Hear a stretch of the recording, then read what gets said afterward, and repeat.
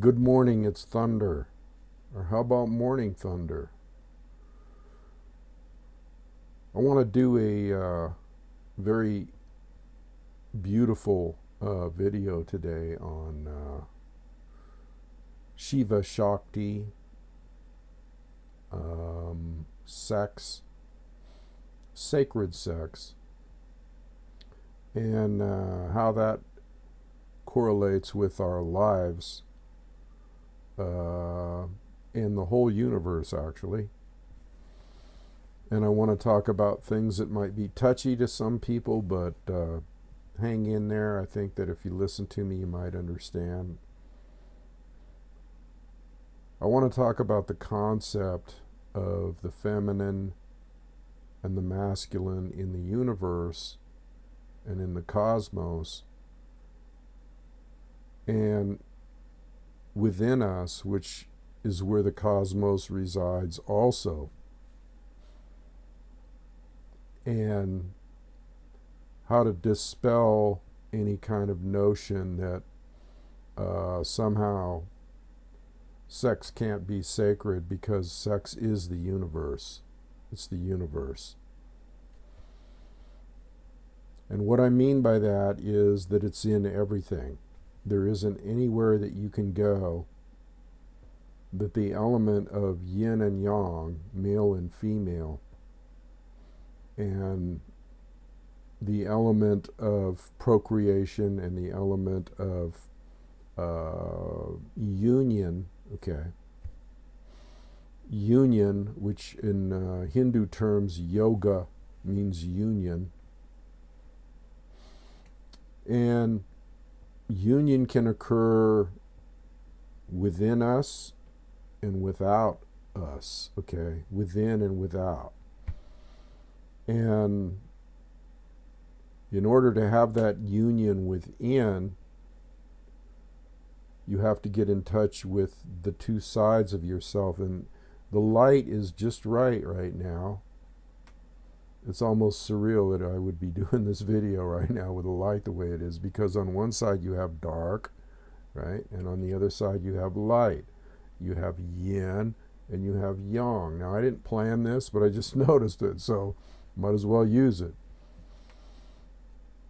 And within us is the yin, or the female, and within us is the yang, or the male. And it doesn't matter what kind of body you're in, whether you're in a female body physically or a male body, we all have that yin and yang energy.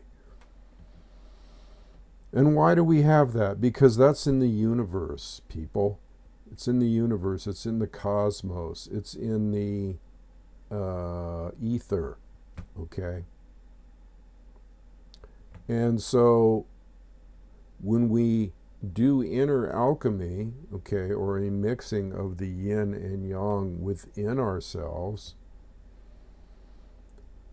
what happens is that we have to get in touch with the feminine and the masculine sides of ourselves and make love to ourselves within, And that means a blending of the yin and yang energies, and identifying with the yin and yang energies, and identifying with what I call Shiva, yang, and Shakti, yin, which is feminine and masculine. This is an ancient principle from way before you could even imagine things existed, From the Indus Valley, India, from all ancient religions have a concept of it, and you'll find it in Greek mythology, you'll find it in Native American culture, you'll find it all over the world, people. Now, in the Native American culture, it's called grandmother and grandfather, Mother Earth and Grandfather Sky. And that is part of this Godhead, if you want to call it, that is permeating the earth and permeating all of us, Now, when you have an awakening, okay, you realize, you cultivate, if you're a meditator, if you're a yogi, if you're into spirituality and cultivating self-realization, and you have practiced for years and years and years, you get to a point where you have an awakening. And that awakening has to do with this energy being completely free, okay, in your body. Now, when you meld the yin and the yang, when you honor the feminine and masculine, and in Hindu and in the Far East, in India, these concepts are represented by the yoni, okay, which is the female sex organ. The yoni, okay, that's the sign for it right there. That's the yoni. And the lingam, which is the male sex organ. The yoni and the lingam. And if you look into the culture, you'll find statues everywhere representing this, and you'll find this in Native American. You'll find this concept. How about Kokopelli, the god of fertility, with the sometimes is shown with the phallus symbol, an erect phallus symbol.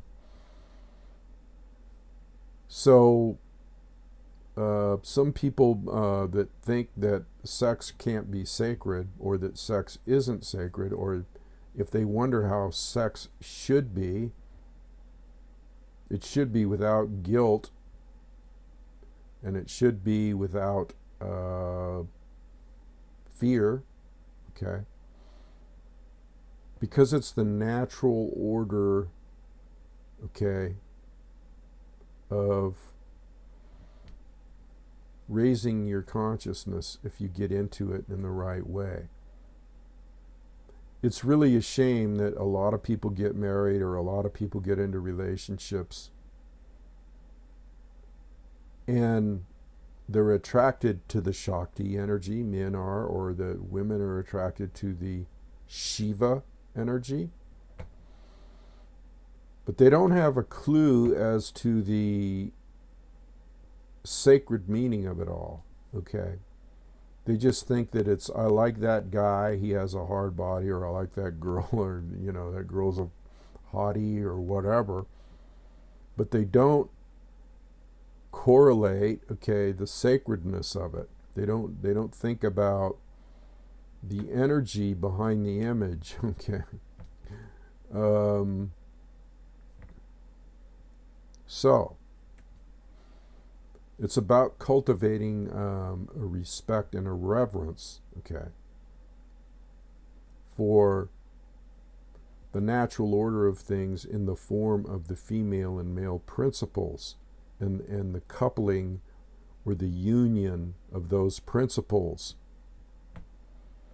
And this is done many ways. Now, one of the ways that you can cultivate this within yourself is through meditation and through Tantra, yoga, within yourself and outside of yourself.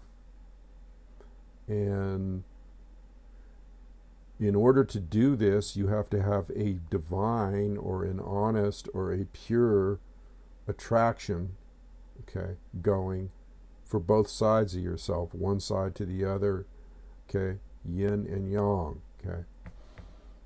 Thus, when that happens, you become balanced, okay. When you identify with the yin and when you identify with the yang, you become balanced. It creates a balance within you, and a balance within your relationship with others, and a balance within your relationship with the earth. Mother Earth, Grandfather Sky. That principle is in everything that flows, in the spirit that moves in all things in the earth.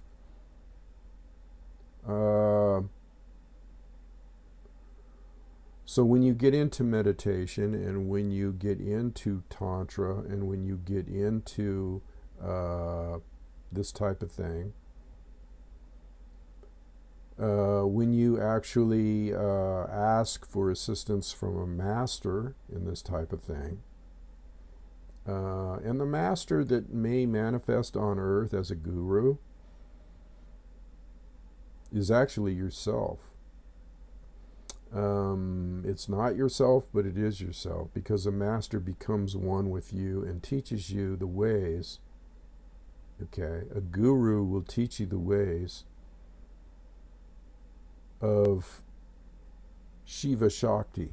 Okay, if you're in the Hindu tradition, the yogi tradition, and I'm speaking a lot from that area because I have been a practicing Kriyaban for since '86. And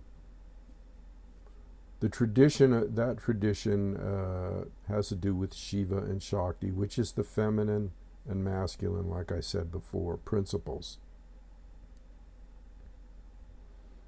So when you cultivate those principles, you get into what I call energy, inner chi or energy. And when you cultivate that, you raise it up through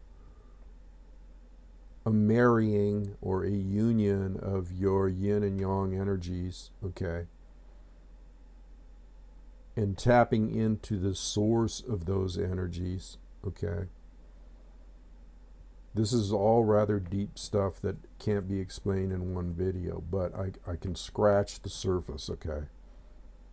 When you get into these energies, you open up your energy centers, your chakra, your third eye, your throat, your heart, your solar plexus, your abdomen, and between your legs, the sex organs. Get used to the yoni, okay, the female sex organ, and the male sex organ, the lingam. Get used to that being sacred and not, what's the word I'm looking for here? Immoral, okay, or some kind of, somehow that it's bad, which has been instilled in us from religions of the West and other religions that are actually stifling the raising of your consciousness through having a healthy viewpoint of sex and of the male-female principle. Now, a lot of times I'll see a picture of a beautiful woman, or I'll see a picture that's erotic to me. And I post them. And I post them for a reason, because it's for my personal enjoyment, number one. And number two, it's the Shakti principle. It's the feminine principle, which resonates, okay, with Thunder's principle, okay, which is male, okay, in a male body. But I'm totally into the female inside and outside. And that's how every person should be, regardless of what type of body that they're in. Now I'll get into a touchy area. So some people talk about gay and straight and that type of thing. It's all about energy. It's not about what they think. They've kind of I know this is a touchy subject, but they don't realize. I'm gonna try to figure out a way to word this. They don't realize it's an imbalance of energy. Okay. Instead of looking at it like, okay, I got too much yin energy and I'm attracted to yang, or I got too much yang energy and I'm attracted to yin. They don't look at it that way. They don't look at it as energy balance, energy balance. If they only knew that they had both of those energies within them, then they would know that they don't have to go to that energy on the outside of them, but that energy is on the inside. And if you can read between the lines on this, then you'll get what I'm saying. It's almost like a mutation or a imbalance in energy. Okay. So, is that right or wrong? I'm not going to make it right or wrong as far as sexual preference and all that stuff, because I figured that the universal energy will manifest in the ways that is meant for that person. So I don't judge anybody or anything. I'm just trying to explain the concept of yin and yang, and that swinging back and forth, and how if you get too yin or you get too yang, you can be attracted. All that is within you. All that is within you. Okay. And you can be completely attracted as a man to the feminine side of yourself, and you can be completely attracted as a woman to the male side of yourself. And it's not bad, it's not out of balance, it's perfectly in balance when that is happening. And there's no fear, and there's no guilt, and there's no shame surrounding the outside sexual manifestation of that. Okay. So if I, as a male, decide that I want to express myself in a manner of, let's say, like I was talking about before, posting female pictures of the Shakti principle, there's some people that might say, "Oh, well, he's really into women, and he's really into sexuality and sex." And they might almost look at it as, however people look at it, that are anal retentive, okay, or don't have a enlightened sense of consciousness. Just like when I put up pictures of warriors or braves, or the masculine, the Shiva, the male energy, it works both ways. They're both sacred. Okay, they're both sacred. So it's an outward manifestation on a physical level of the Shiva principle, the male principle, and the Shakti, the female principle. Now, what happens when you do meditation and you cultivate this principle, or this ritual? And it's called Tantra, and it's called a lot of things. It's done in many ways. Circulation of the microcosmic orbit in Taoism, Kriya Yoga, Kundalini Yoga, a melding of the energies in yourself.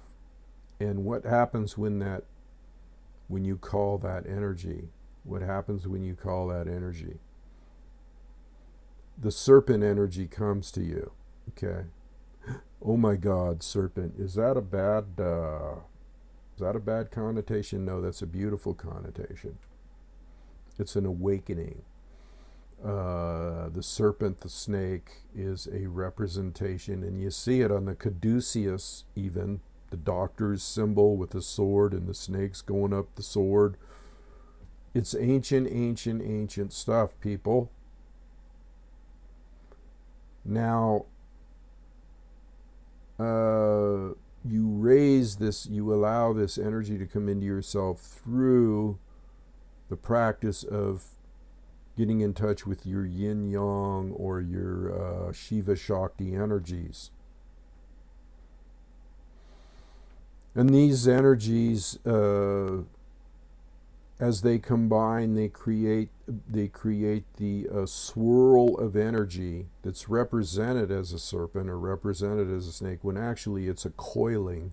Okay, it's a coiling or a coil energy that pierces the chakras as it moves up the spine.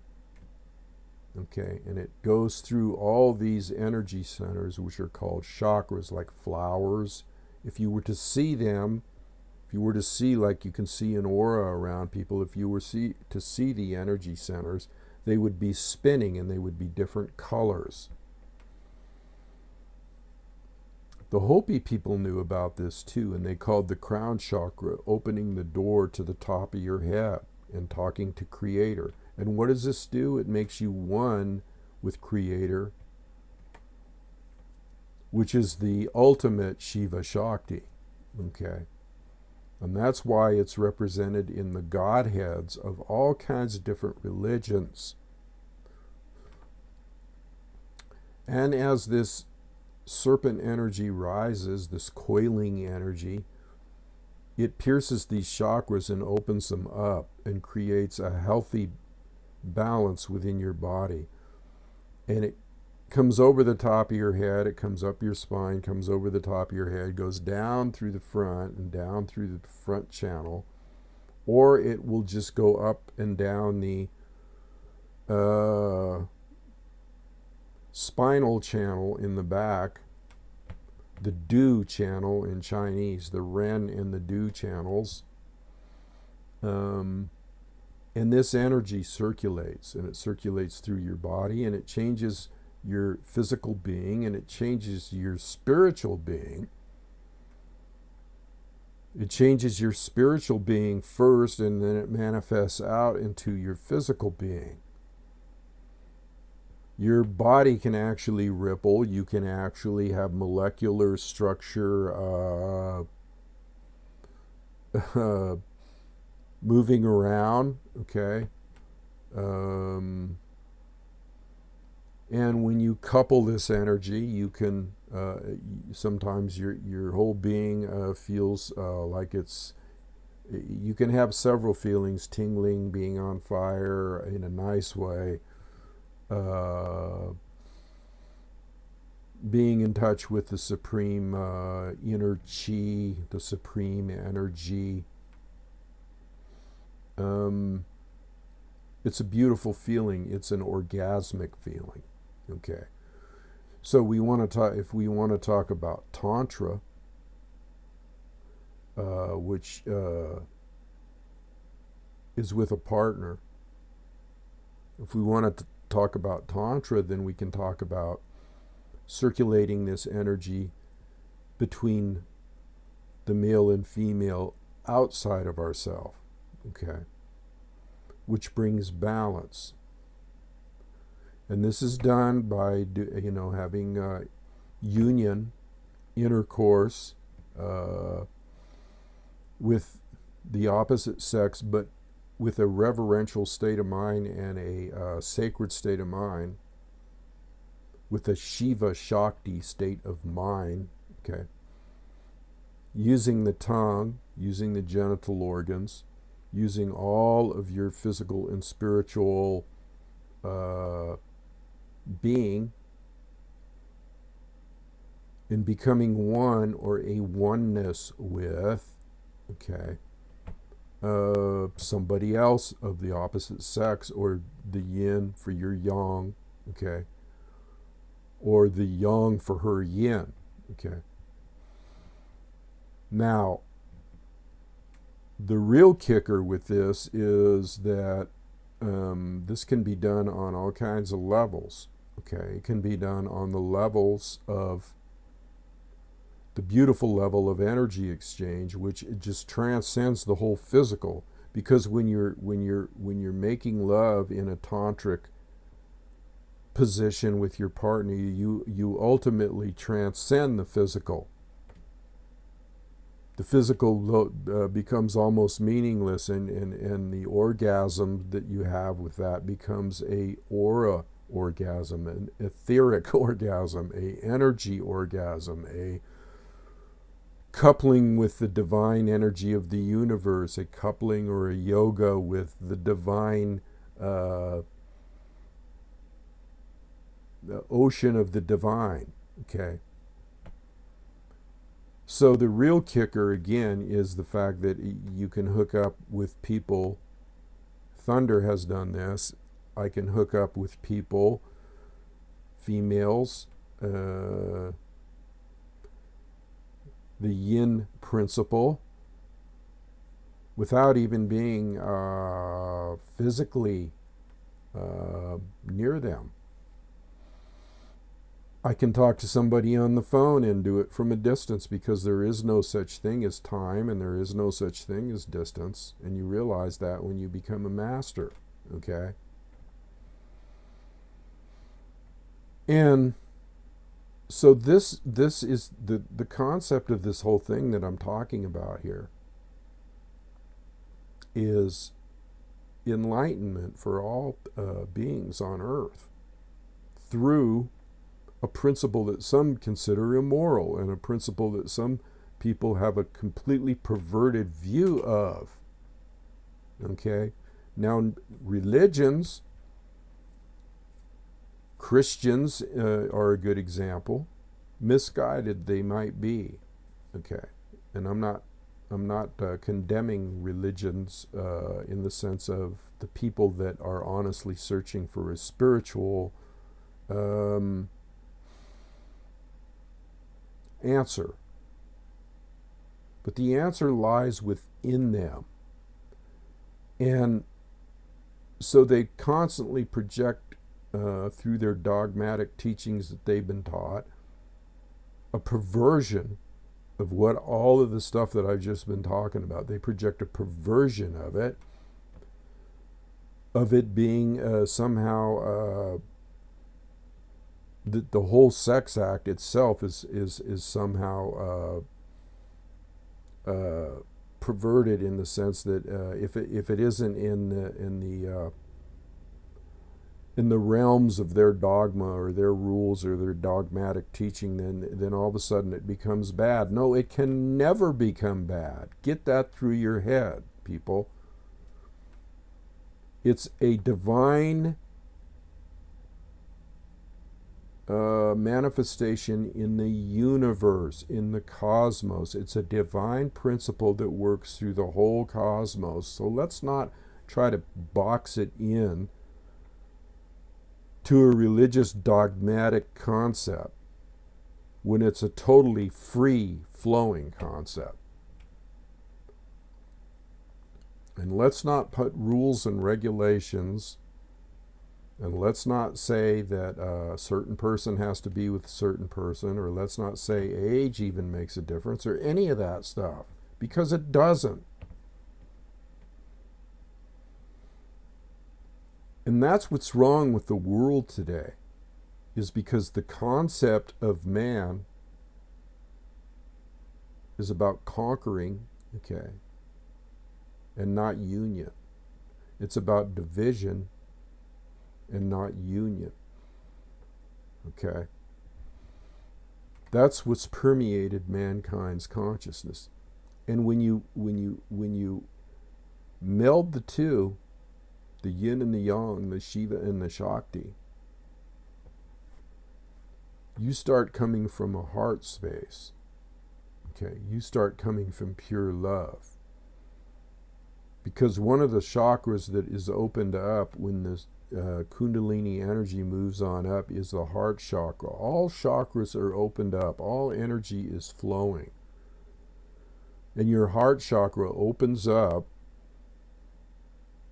okay, and you have realizations that you would never, ever, ever think that you might have, okay? And you have feelings of how to project love, not judgment, but love, to others and to the cosmos, and being in one with the cosmos. So,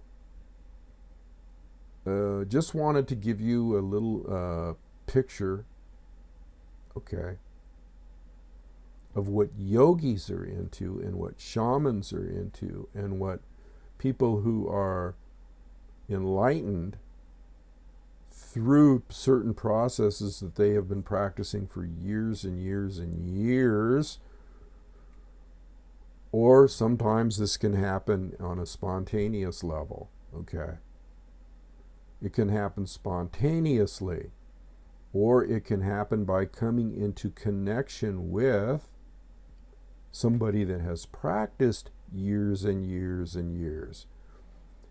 Do you not know that Yeshua, Jesus, and Buddha, and Babaji, and all enlightened masters have experienced this within themselves and outside of themselves?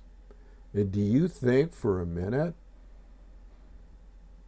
that these masters considered that profane? And I just did. I just did a video on sacred and profane, okay, being two sides of the same coin, the yin and the yang. Profane is just a word. Sacred is a word. It goes beyond words to pure energy, pure inner chi. So never be afraid or never be fearful of this thing that people talk about as being naughty or somehow not normal if it's not done within their rules and ways. And that's what's wrong with the world, people. That mankind cannot get out of the concept of this yin and yang being divided and not union and not oneness. Okay? Oneness. A term that I don't use very often, but it has a deep, deep meaning. So I guess I'll leave it there today.